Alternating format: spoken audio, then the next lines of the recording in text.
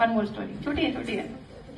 आप जो दूसरी कहानी एक बुक पर है, एक बुक लिखी गई है जोनाथन लिविंगस्टोन सीगल, रिचर्ड बाग की है। प्लीज खरीदना और प्लीज पढ़ना, बहुत अच्छी किताब है, मेरी one of my favourite books है। इसकी कहानी क्या है, इसमें एक पक्षी होता है सीगल।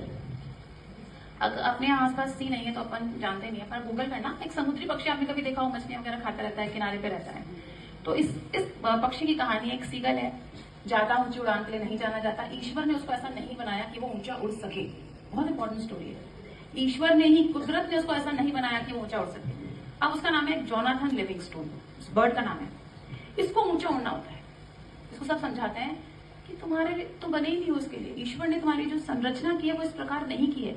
तुम इसलिए हो समाज में रहो, ठीक ठाक सी नौकरी कर लो, फिर ठीक ठाक से शादी कर लो, फिर बच्चे पैदा कर लो, फिर उनको पढ़ा लो, फिर उनकी शादी कर लो, वगैरह वगैरह वगैरह। मैं ये नहीं कह रही ये सब रॉन्ग है, मैं ये नहीं कह रही, बट इतना ढर्रा होता है समाज का, और समाज ठोक पीट के कोशिश करता है कि हम उसमें फिट हो जाए।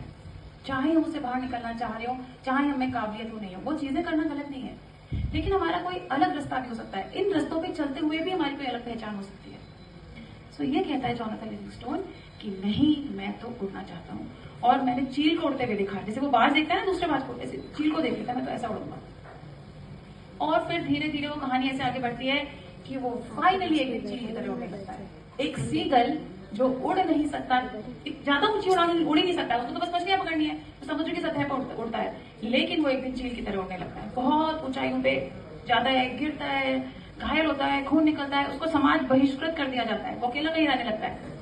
तुम समाज में रहने लायक होता है ना, जब हम ज्यादा अलग रास्ते पे चलते हैं ना, तो हमको समाज अपनाता नहीं है, हमसे कहता है तुम पागल हो, तुम बेवकूफ हो, तुम अलग रहो। वो अलग भी रहता है, पर वो अपनी कोशिश नहीं छोड़ता, करता रहता है और एक दिन होने लगता है। पता है इसका एंड क्या है? स्टोरी का एंड ये है कि बाकी जो सारे सीगल होते हैं ना, अपने बच्चों को ट्यूशन के लिए उसके बाद भेजते हैं। जाओ उससे सीख के आओ कि सीगल होते हुए भी चील की तरह कैसे उड़ा जाता है।